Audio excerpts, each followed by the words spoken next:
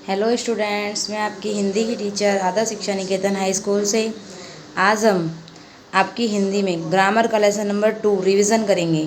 आप इसे पहले पढ़ चुके हैं, आज हम इसका रिवीजन करेंगे। लेसन नंबर 2 वर्णमाला, जिन्हें इंग्लिश में क्या बोलते हैं, अल्फ़ाबेट्स। ओके। शायरी ने दूर से अपने भाई को पुकारा, भैया। ऐसा करने से उसके मुख से जो कुछ ध्वनियाँ निकली, इन ध्वनियों को लिखे जाने वाले रूप को वर्ण कहते हैं।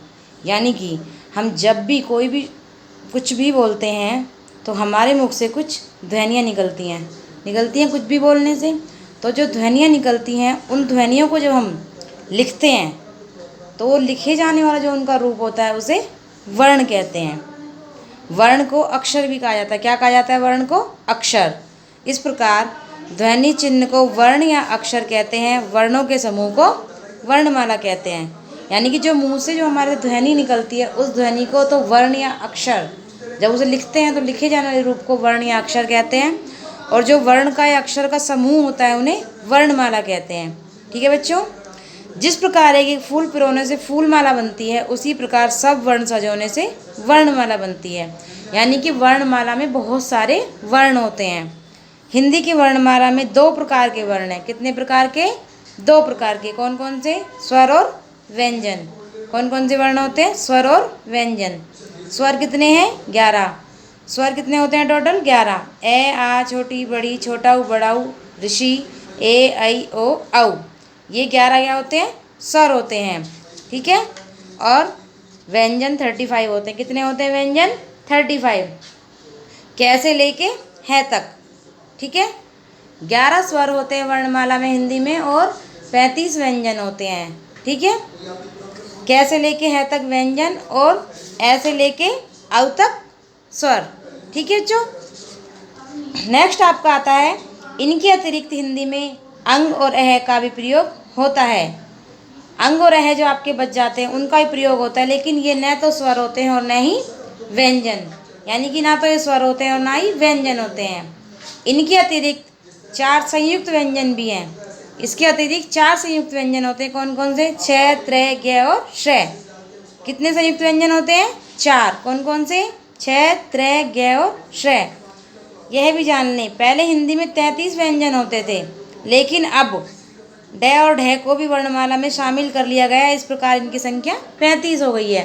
पहले जो है हिंदी में 33 व्यंजन माने जाते थे, लेकिन अब ड और ढ ये अलग से लिखे हुए आपको दिख रहे हैं, इन दोनों को भी शामिल कर लिया गया है। तो इनकी संख्या कितनी हो गई है? 35 हो गई है। ड और ढ से कोई शब्द शुरू नहीं होता। ये शब्द के बीच में या अंत में ही आते हैं, जैसे सड़क, पढ़ आदि।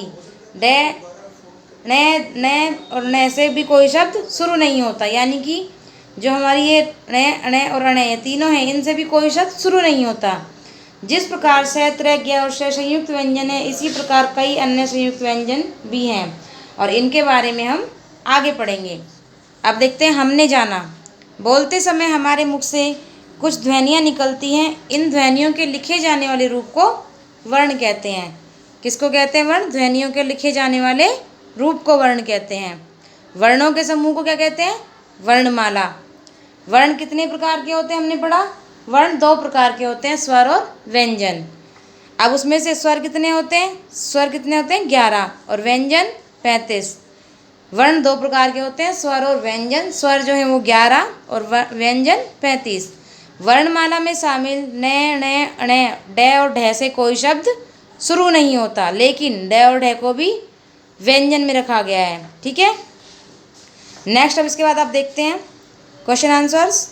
निम्नलिखित प्रश्नों के मौखिक उत्तर दीजिए। जब हम बोलते हैं तो हमारे मुख से क्या निकलती है? जब हम बोलते हैं तो हमारे मुख से क्या निकलती है? ध्वनि। क्या निकलती है? ध्वनि।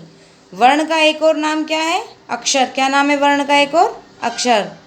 ध्वनियों के लिखे जाने वाले रूप को क्या कहते हैं? ध्वनियों के लिखे जाने वाले रूप को वर्ण या अक्षर कहते हैं। क्या कहते हैं? वर्ण या अक्षर कहते हैं। नेक्स्ट आपका है, वर्णों के समूह को क्या कहते हैं? वर्णों के समूह को वर्णमाला कहते हैं। क्या कहते हैं वर्णों के समूह को? वर्णमाला। कौन से वर्णों से कोई शब्द शुरू नहीं होता? मैंने आपको बताया कौन कौन से शब्द हैं जिनसे कोई भी वर्ण, कौन कौन से वर्ण है जिनसे कोई भी शब्द शुरू नहीं होता? ड, न और न से वर्ण से कोई शब्द शुरू नहीं होता। ठीक है, स्वरों की संख्या कितनी है? 11, 21। कितनी है स्वरों की संख्या? मैंने आपको बताया 11। कितनी संख्या है स्वरों की? 11 है। व्यंजनों की संख्या 25, 35। कितनी है व्यंजनों की संख्या? 35। क्षय और त्रय क्या है? व्यंजन, संयुक्त व्यंजन। क्या है? संयुक्त व्यंजन। दिए गए चित्रों के नाम बोलिए और इनका पहला वर्ण लिखिए। ये क्या है? ईख। तो बड़ी ई होती है ईख में। ये क्या है? सॉरी, उल्लू। क्या है? उल्लू। ये क्या है? कमल। और ये क्या है? बतख। ठीक है, अब आप इस लेसन को दोबारा से पढ़ लीजिए एक बार। और जिन बच्चों ने ये पहले कर लिया है उन्हें ये अपनी कॉपी में नहीं करना है, उन्हें सिर्फ याद करना है। और जिन बच्चों ने पहले नहीं किया है वो इसे अपनी कॉपी में भी करेंगे। ठीक है।